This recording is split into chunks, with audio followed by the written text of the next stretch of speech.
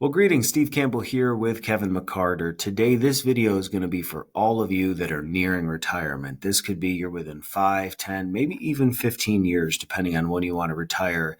You want to make sure that as you enter the red zone of life, that you are doing all the things that you can do to have the most prosperous and successful retirement. Don't worry, Kevin and I are here to help. If you'd watched our other videos, Dan and I in a video talked about, let's just start simply by making a plan of what we can do. How do we talk with our spouse or significant money or even our kids about money? That's a great video. In case you missed it, I would encourage you to go back, follow along with Dan and I as we kind of give you the precursor for how you can begin to build a solid financial plan. But Kevin, I know that we have a lot of great insights that we want to help those nearing retirement. So maybe where's a great place for us to start today? Yeah, we're going to be covering 5 things today. 5 things is a bit of a lot, but they're all good things, and you cannot separate them to really make retirement be successful here. And so the 5 things that we see that really just pour gasoline on somebody's projections and really light up their scenario is the first one is very, very simple. We talked about this in Dan's video last time about develop a budget. And in particular, what we're going to talk about today is a retirement budget. And so we'll get into some more details about what that looks like. And the next thing here is whenever entering into retirement, make it simple for us. Look at your different assets, gather them, and make it as simple as possible. And once we start gathering our different assets and such like that, how we source income from these assets is very, very important. And then pulling the different levers along the way of looking at Roth conversions is something we're going to talk about here in a later on video, the power of that. And working with somebody, a financial professional, to help you do all this can really help elevate the scenario and make things look a whole lot better in the grand scheme of things. Yep. So we're going to give you 5 things you can look at today to throw gasoline on. And the very first one we talked about is not only a budget, but a retirement budget. So Kevin, when we think about retirement budget, it has a little bit different connotation. What's a good starting point for people? Yeah. So a retirement budgeting should not be a legalistic humdrum thing or anything like that. A budget simply just makes sure you align your intentions with your actions.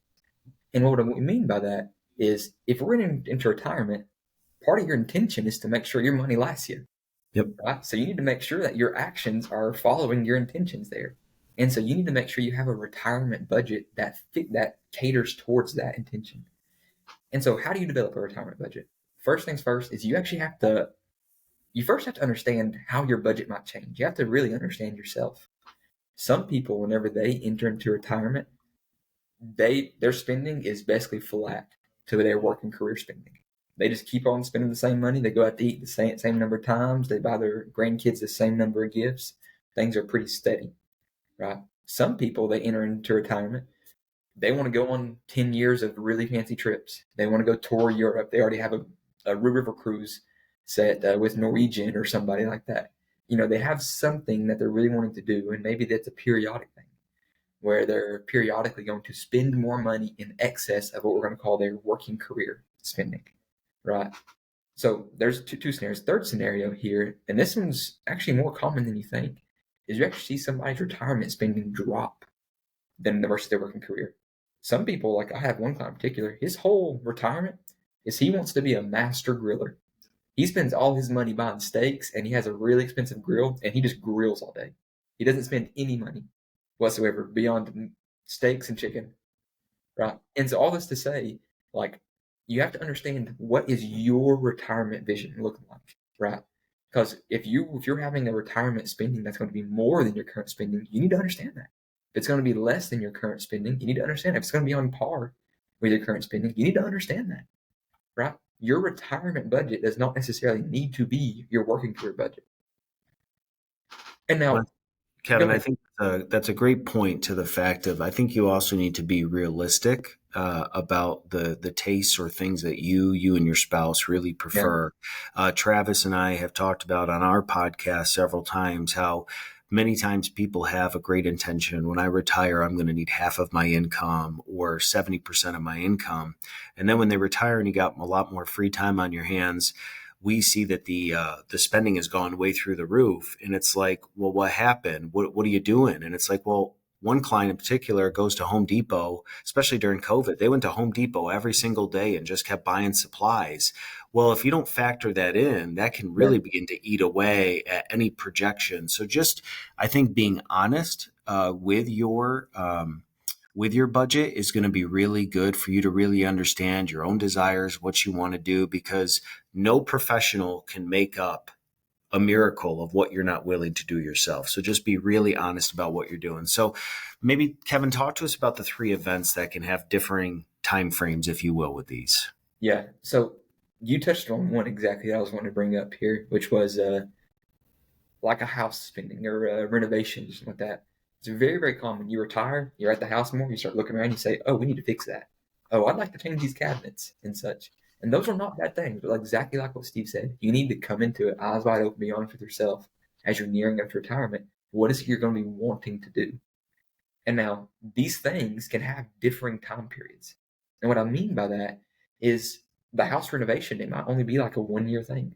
It could be a very brief period of time. Maybe it's you want to go on one cross country European trip, right? And then you're done. Or it may be something that on a recurring basis every year you want to go do this $20,000 trip, right? And it's going to be an extended period of thing and you're going to be doing this for the next 20 years of your life. Or it could be something that an expense that maybe won't happen until later on in your life. And that might be like a healthcare expense, some odd. And so you need to understand, like, with these different time frames of your retirement spending, what is your expectation of this? And this is where it gets really interesting here, is like, as you're building out your retirement budget, you almost have to like soul search a little bit and vision yourself. Like, try to see a version of yourself that you don't know yet necessarily. You don't know what you're going to necessarily be like in this retirement version of yourself. And so you have to try to see into the future, but you have to do this to really build out this retirement budget so that whenever you're looking at, can we retire? Do we have enough? You actually have something to base this off of. It's not a good faith, you know, cushioned up, fluffy estimate. It's a real life down and dirty, gritty estimate of, yes, I know I'm going to want to spend money doing this. Yes, I know I'm going to want to go on these trips. Yes, I know I'm going to want to go out to eat 3 times a week versus 2 times that I'm doing right now. I know I'm going to want to join this country club, right? You need to have all these things baked in. And this comes into like, once you know these things and you build out your projections, that might mean you need to be flexible and have some fluidity with your scenario. That might mean that you build the scenario and your action or your intention is to make sure you have enough money to last, but your actions, what you want to do, might not facilitate that. That might mean you need to go work 1 extra year to have enough money saved up. That might mean that you need to get a part-time job for 20 hours a week for the first 5 years of retirement. Or that might mean instead of going on a 1 year tour of Europe, you go on a 6 month tour. Right. You just need to understand this. And again, have eyes wide open. You don't want to get 10 years into retirement and be looking around saying, I don't know what happened with all my money. Right. So one of the best ways you can pour gasoline on your scenario is actually just to protect the scenario by having eyes wide open understanding of your retirement projections. Yeah, I know a lot of those nearing retirement maybe have adult children now that are going to buy their first homes or even relocate. And a lot of the guidance that you hear from people is don't become house poor. Don't buy such an expensive home that you don't have the money to pay for it. Well, we would encourage you heading into retirement, don't be retirement poor. Don't let your eyes be a little bit bigger than your wallet to the point that you don't get to enjoy the most fruitful part of your life. And maybe that's a great segue then, just talking about what if it didn't have to be hard? What if we really could Yeah. simplify this thing called retirement? So Kevin, if somebody wanted to say, I want, the simplified version, where's a great place for them to start? The best way to simplify your retirement is just to get eyes on your retirement. And what I mean by that is open up an Excel spreadsheet and list out all your bank accounts. Open an Excel spreadsheet, list out all your different investment accounts, list out the pension income, list out the Social Security expectation you're going to get. Just get eyes on it here. And once you get eyes on it, make it simple. If you have 12 different bank accounts, maybe consolidate them into the one checking account and 2 savings accounts you need, right? If you have banks at 4 different banks, bank accounts at 4 different banks, maybe try to go down to 1 bank or 2 banks. Right? If you have a retirement plans, an old 401k over there, an old 403b over there, an old 457 way back there, an IRA that you started whenever you were 25, right? consolidate all these accounts together. Make it so simple for you to know how your finances are doing. And that's one of the easiest ways to really remove a lot of stress. Because heading into retirement can be a stressful time because you're switching from this accumulation phase to now this drawdown phase of your life. And just having an understanding of what you have at your disposal can really make that be a lot simpler for things. And so, again, we've talked about two ways to pour gasoline on this. And really, both those two ways are more behavioral oriented ways Yeah. of have eyes wide open about what's going to happen in your scenario. Walk into your scenario with confidence saying, this is my retirement budget that I fully believe I will live up to. Here's Mhm. my list of accounts of things so I have full picture about what it is I have at my disposal. Yeah, and not that we're getting into necessarily estate planning, but just a key extra for this video only. One of the reasons we would also maybe consider consolidation is not just to simplify your life, but those who may have to pick up the pieces if, God forbid, something ever happens to you. In working with clients and their adult children, a lot of times the behavioral things once mom and dad pass is there are so many accounts at so many different institutions that it becomes a burden for adult children to try to figure out navigating all of these accounts. If you have a spouse, you might be the one person that controls the purse, knows where the money goes. You are the Excel keeper, master tracker, but your spouse, not that they don't care, but they're not as involved in what's going on in the day to day. It might be great that you have accounts at Vanguard and Principal and Fidelity and Schwab and every bank account and every credit union. But what about your spouse? What if you were no longer here and they had to pick up the pieces of what you were doing? Would they be able to make sense of what's going on? So just as kind of a free tip for today, consolidation can make your life a lot easier because it's going to be really helpful because truthfully, you're going to be potentially paying institutional fees at all these places and the maintenance and the paper trail. Just consider maybe consolidating. And that kind of leads into, we talked about behavioral, but now let's actually talk about numbers and figures. Like what are the actual tools that Yeah. people have available to them as they near retirement? Yeah. So whenever we start talking about the numbers and figures of things, again, part of the intention of retirement is that you can have money for the longevity of your life. And so to have money for the longevity of life, you have to start sourcing that income and start saying, I'm pulling money from that place. I'm pulling money from that place. And when we start talking about pulling money from places, there's two ways you can pay for retirement. You can pull money from your guaranteed income streams. And we'll talk about what that means here in a second, your guaranteed income streams. Or you can draw down your investment accounts. And we'll spend time talking about each of those. And so whenever we talk about guaranteed income streams, a lot of times, like everybody just heard a buzzword right then, guaranteed income streams. A lot of times that's where somebody across the table from you has been talking about an annuity for things. Annuities are interesting because whenever we say a guaranteed income stream, we're not talking about annuities. Whenever we're talking about guaranteed income streams, we're talking about like Social Security. We're talking about pension incomes, Yep. things like that. Normally, what we find whenever we talk about annuities, again, as part of this video is trying to pour gasoline on the scenario, and this part of it is trying to protect the scenario. Is a lot of times annuities are not beneficial in people's scenarios.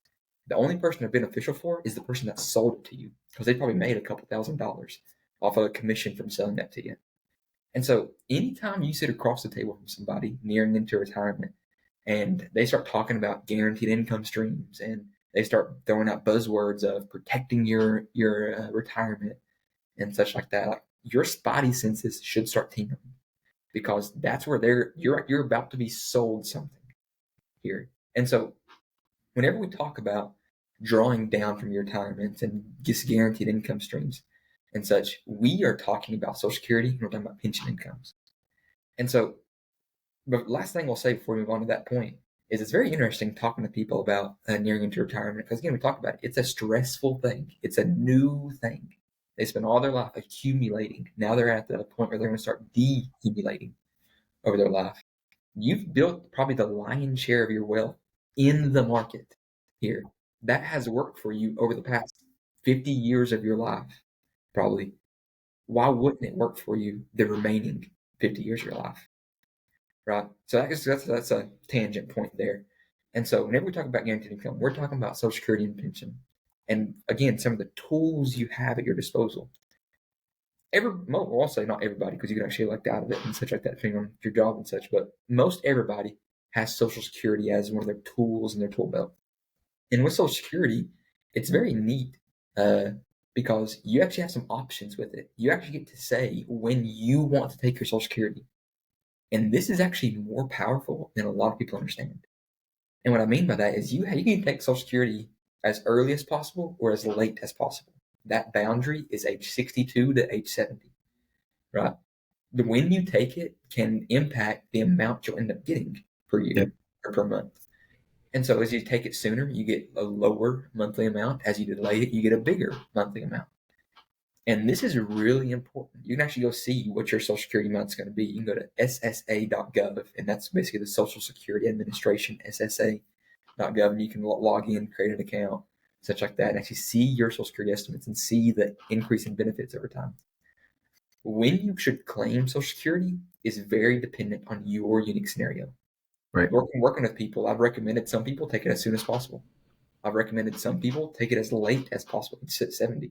I've had some people take it all the way in between, right? And again, it just depends on your unique scenario, your unique mix of assets, your unique retirement budget here. And so the wildest swings I've seen in people's scenarios from taking Social Security when somebody came to have the discussion, they were going to take Social Security once they retired. And I think they were retired, if I remember off the top of my head here, at 65. What was very interesting about their scenario, we actually changed when they were going to claim Social Security on that timeline. And it ended up adding $300,000 to their scenario, that one decision for this. And it ended up, a big part of financial planning is the probability of success for the scenario. It added an 11% to their probability of success just by claiming Social Security at an appropriate time based off their unique scenario. So you want to talk about pouring gasoline on something here, like $350,000 and an additional 11% success rate. That is very meaningful. Social Security is a very important tool in people's tool belts. And the answer should not just be, I'm going to take it as soon as I can, right? The answer should be, I've done the math, and this is my math is telling me I should take it at this point. Yeah, and that's probably one of the most common questions, Kevin, that we get asked is when should I take Social Security? And we would call that a simple, complex question Yes. because it really does depend upon, are the decisions that you're making just for your life, or is there a spouse or significant other? And if there is somebody else in the picture, what tools do they have at their disposal? If they were a stay-at-home parent, maybe their Social Security isn't as large, but if they worked their entire life or they have access to other types of retirement resources, Social Security is not a one size fits all. And I think that there are people that are trying to figure out that value chart of when, like, does waiting really benefit versus taking it early? And it's not that simple. Through hours of projections, you need to be able to bake in, are you going to take it sooner than your spouse? Is your spouse going to take it first and you're going to wait? Did you have other means to help as you wait along the way? So Social Security, if you get it right, we cannot stress it is more than just going to ssa.gov and hitting a button just because you looked at a number and you liked it. There has to be more thought put into it. So if you are currently taking Social Security or know somebody is, there is no shame in it. But if you can get this piece right on top of some of the behavioral stuff, I think it can set you up. And we Yes. wanted to kind of talk about another tool that maybe not everybody has as an individual, but maybe a spouse has, depending upon their job. And that's really how pensions work, and down to pension selections and the choices. So Kevin, when we're talking about pensions, maybe what's a framework that we want to leave people with? Yeah. So whenever we talk about pensions, usually somebody retires, they get a 1-pager, 2-pager, 3-pager with just a list of options.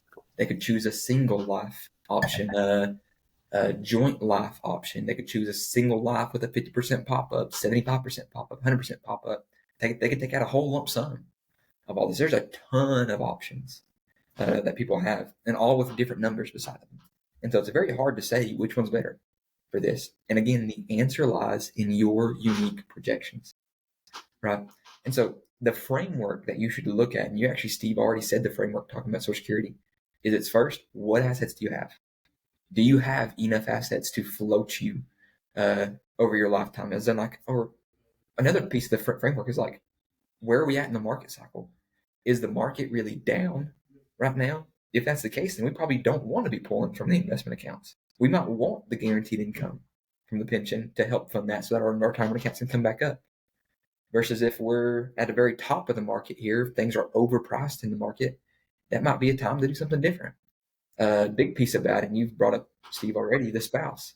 How you claim Social Security could not Social Security, how you claim your pension could directly impact your spouse's future projections. In the sense of like, if you choose the single life option on your pension and you have your pension for 1 year and then you pass away, your spouse doesn't get anything from then on.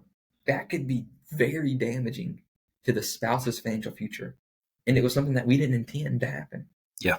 And so we need to have eyes wide open about each one of these things. But again, Steve, like you said, you got to understand your resources.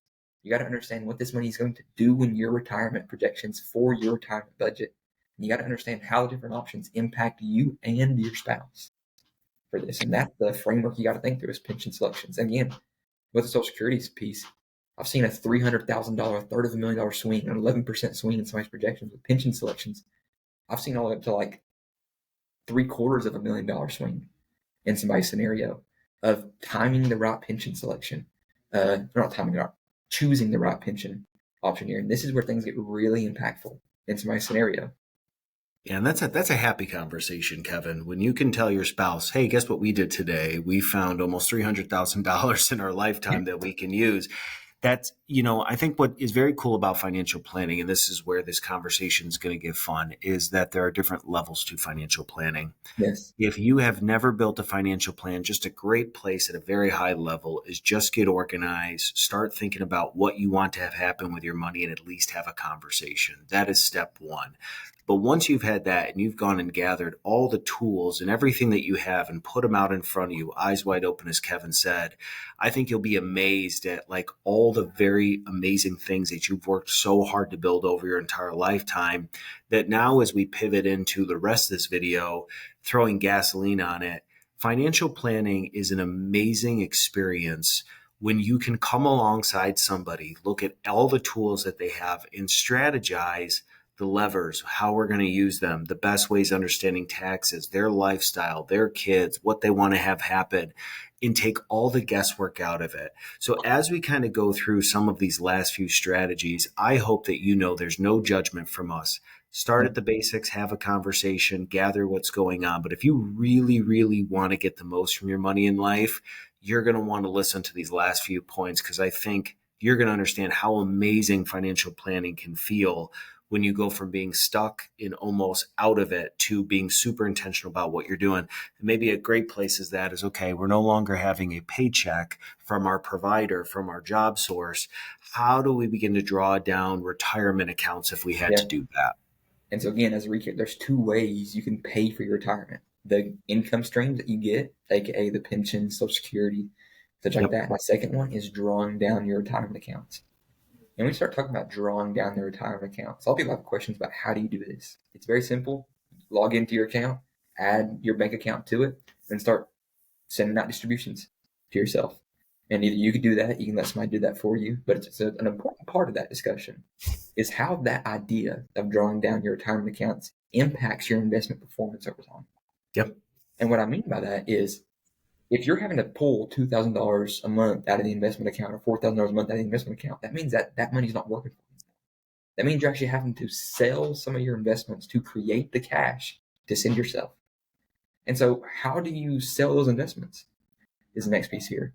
What you should not do is sell a little bit of everything, right? You should not just go in there and cover your eyes and say, sell equal shares of everything, right? Because what's about those investments in there is like not everything is doing the same thing. Not everything in your investment account is at the same life cycle of its investment career. And what I mean by that is like some investments, they're newborn babies. They're not timed to be harvested yet. They're not timed to really be major contributors to the investment portfolio. Maybe they need a couple years till you really can be able to start harvesting them in their prime, right? Maybe some investments are in their teenage years. They're figuring things out. They're really starting to make moves now. But if we let those things ride a little bit longer, they're really going to start producing later on in life. And there's some investments that are in their prime. They're in their prime of their we'll call it working career for you, right? These are investments that are ripe for the picking.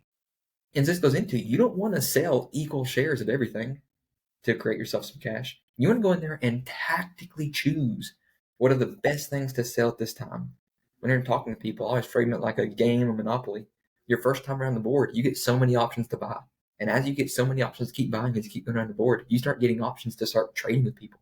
And you want to make the best trades possible, the best options possible, the best buys possible, the best sales possible. And whenever you're playing Monopoly, you don't say, I'm going to sell a little bit of all my properties. You're going to say, no, I'm getting rid of that one property. Right? I want to buy that one property. I'm going to trade this one thing, and this one thing has value to me. Right? Whenever we're drawing down our retirement accounts, it needs to be a tactical decision. Yeah, because I've seen over the years that when individuals they have a major expense, they need money from a retirement account, they know the dollar amount that they need, that they will just tell, investment firm XYZ or their custodian, a Fidelity, a Vanguard, a Principal, hey, I need $10,000, $20,000. If you are not specific as to how you want to take that money, Yeah. from what types of securities are we selling off, most financial firms will just take an equal amount from every position that you hold to create that cash for you, which sounds like, isn't that what you should do? Well, think about it. If you had great investments that were doing really well, would you want to necessarily sell those? So even as you begin to draw money from your investment accounts, the how to is really important as to how you begin to source money. And I think maybe that leads into a great question that people have.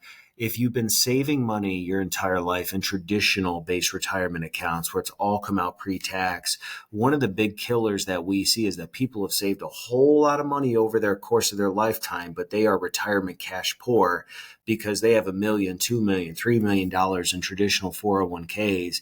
And now anytime they need to source money from those accounts to offset their Social Security and pension and lifestyle, they have to pay taxes every single Yeah. time they do that. So one of the big powerful tools or strategies that we have is the power of Roth conversions. So Kevin, I know that you are extremely passionate about Roth conversions. We have seen some unbelievable breakthroughs with people that really conceptually understand how this works. Talk to us about the power of Roth conversions. Yeah. Roth conversions, how you phrase it, a really impressive breakthrough. That's what they are. They can dramatically change somebody's financial future. And they can dramatically change your financial future and also your kids' financial future. Mm. Interesting point. So describe what this is. In essence, what we're doing is we are prepaying taxes when it makes sense for us to do it. And Steve, you touched on it exactly. What we do is basically we take those pre-tax assets, the traditional IRAs, the traditional dollars in your 401ks, 403bs, 457s, etc., and we convert those assets to Roth dollars. Right. And whenever we do that, what we do is we pay taxes along the way. And you might say, well, why would we want to do this? Well, what we could do is by prepaying those taxes, we're basically capturing all that growth that the account will still have all on the Roth side, which if you're familiar with the Roth side of things, that's tax-free forever money. Right. And so whenever we start looking at this, I pulled up a scenario about how this works. And it's actually interesting because this likely will improve your scenario, but also whenever your kid's going to inherit these assets, they'll have to draw down assets over the next 10 years of their life whenever they inherit it. That could likely save them a couple hundreds to millions of dollars in their taxes as well by you prepaying the taxes for them. And Yeah, so, Kevin, before you even go on, I just want to stress that part because it's a part of financial literacy that most people don't understand unless they've inherited money from mom and dad in the last year or two. In 2019, the Secure Act changed forever how recipients of inheritances receive retirement-based accounts. You used to be able, prior to 2019, stretch the required minimum distributions over your lifetime and yeah, spread out taxes and income. In 2019, they changed the game forever, where they said if you inherit in an IRA from mom or dad now as a grown adult, you have to within 10 years spend down the entire amount of that amount of money, which can create both a blessing but a huge tax bomb for individuals. Where if yeah, you have to take out $50,000, $100,000 every year from mom and dad's large IRAs because they never did Roth conversions, then that can cost you significantly amounts of money with your taxes. What we have seen is many individuals say, well, I don't want that to happen to my kids. What can I do? just know that now, whatever you leave to your adult children or whoever may be outside of your spouse, those recipients will have to take it out within 10 years. So Roth conversions are a great way. And I think sometimes we associate paying taxes with a bad thing because it doesn't make us feel good paying taxes. But any successful business owner knows if they've done well, paying taxes is a part of it. So when we say, let's pay a little bit of taxes now, we want to reframe why we're saying that, not as a bad thing, but it's so that we can understand over a lifetime how this can save us versus just every year trying to get a little bit of a refund. Kevin, go through this example because I think will really help people understand the power of how Roth conversions can work.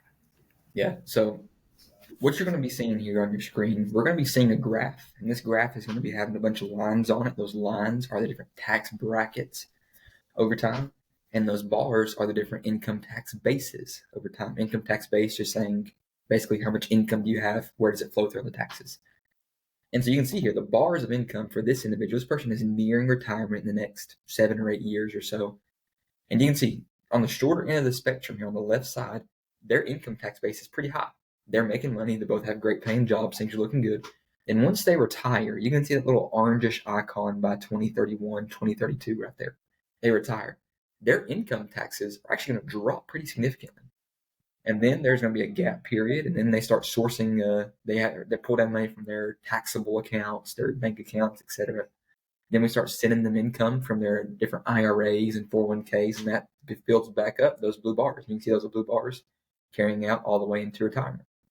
What's very interesting about this scenario here is they're up above or they're right now within that 24% tax bracket or so, and their income drops down below into that 12% tax bracket.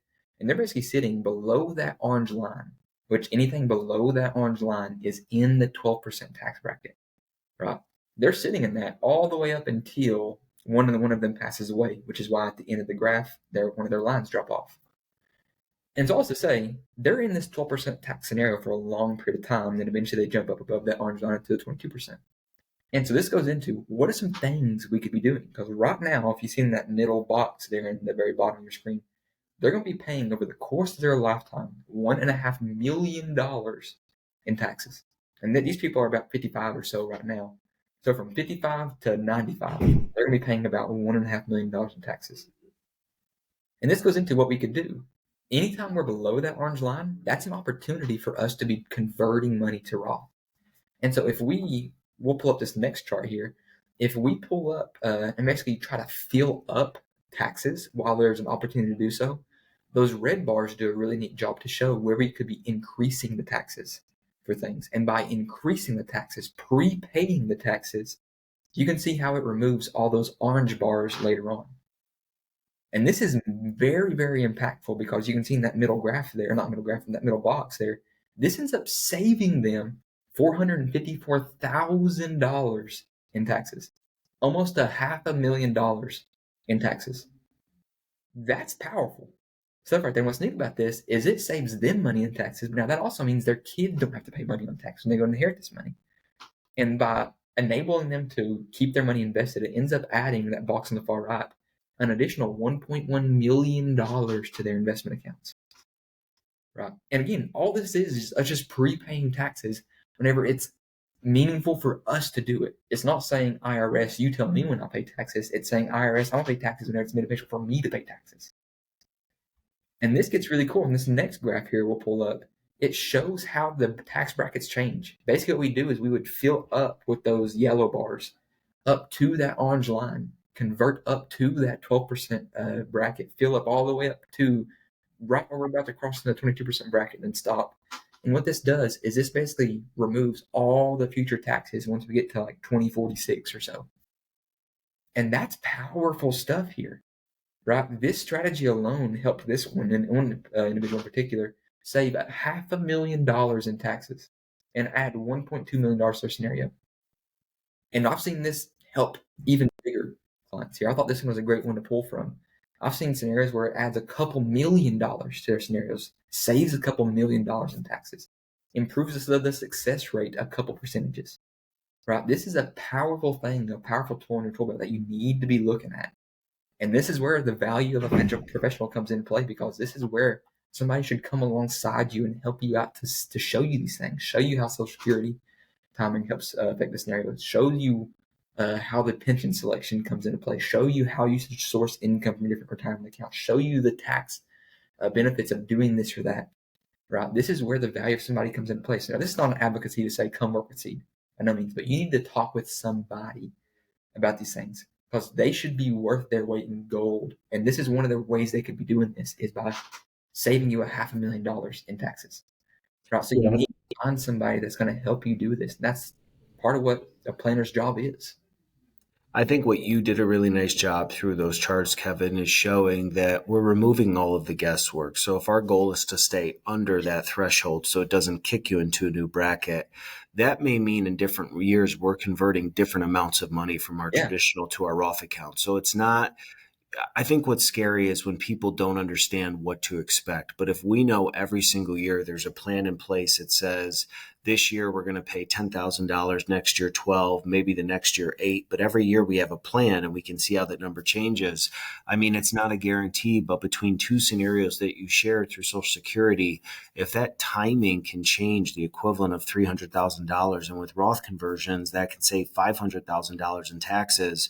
Years ago, when you probably started your career, the high water mark was to get to $1 million in retirement. Well, now, I mean, through these simple adjustments and the fact that you've done a great job saving your entire life, if you could add on top of that, not by buying a hot stock or getting into the market at the right time, but just being really diligent about the tools that you have and how to use the tax code to your advantage. Not to say don't pay taxes, but let's understand how tax codes work in Roth conversions to put the power into it. You're talking a little bit about the value of a professional. And I think maybe as we give this video to a close, kind of explain the role of how a professional can help. Yeah. A professional should be your guiding post. A professional should not be a professional should lead the charge in these things. They should bring to you saying, hey, let's talk about Social Security. Hey, let's talk to you about how we're going to source income in our investments. Let's talk to you about how we want to choose the pension. They should help be bringing these things to you and showing you the impact here. It should be that I always say with people like, show me the Carfax for things. That was a commercial that was really popular way back when. Not way back when, but I remember it. Sometimes people don't remember that. Anybody's here or there. But this idea of show me the Carfax, show me what this decision, how it impacts my tomorrow, right? That is the value of somebody. They should be that guiding post.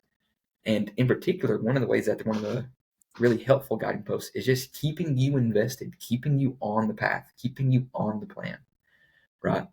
A lot of times people come and they say, hey, look at my investments. How are we doing? And yes, there's like little things talking about the investments. They might be missing a sector over here or be over allocated over there, such like that. But in particular, one of the things that a financial professional value they could bring is just helping you stay invested in the bad times. It's very easy to be beating your chest when the market's running up 10, 15, 20%. It's very easy to do that. But when the market's down 30% in a month during COVID or down 20 some odd percent during 2022, right? Those are times where having somebody in your corner to help guide you in decisions, to say, don't go to cash, because if you would have went to cash, you would have missed out on April, May, and June's run back up during COVID, or missed out on 2023's 20 small percent return running back up. There needs to be somebody there to help you bounce ideas off of, to help guide you in these decisions. And that's what a planner's job is. Yeah, and I think, just to give you a high level overview as we bring this video to a close, I think if we were going to advise you into what type of planner to find, we had mentioned a little bit earlier about annuities. There's a lot of financial professionals out there. Two great tools that you have at your disposal is two directories. One is called NAPFA, NAPFA, and the other one is called the Fee Only Network. NAPFA and Fee Only will allow you to pop in your zip code wherever you live and find fee only financial planners that have a fiduciary obligation to work in your best interests. Yep. And what that means is that these fee only planners cannot earn a commission for a sale or a product. So if you want to talk about choosing a pension, choosing Social Security, you don't want somebody having a conflict of interest across the table from you that is only going to give you advice on the things they make money on. So a fee only financial planner has has to work in your best interest to understand how these tools come together. Now, if you do need help, Seed, we are a fee-only financial planner. We are here to help. If you'd ever like to schedule a free discovery meeting to find out how our team can help you, if we've jazzed you up and excited about any of these things. But if you have somebody you work with or you're looking for a professional, use those two directories if you're looking to find somebody with you.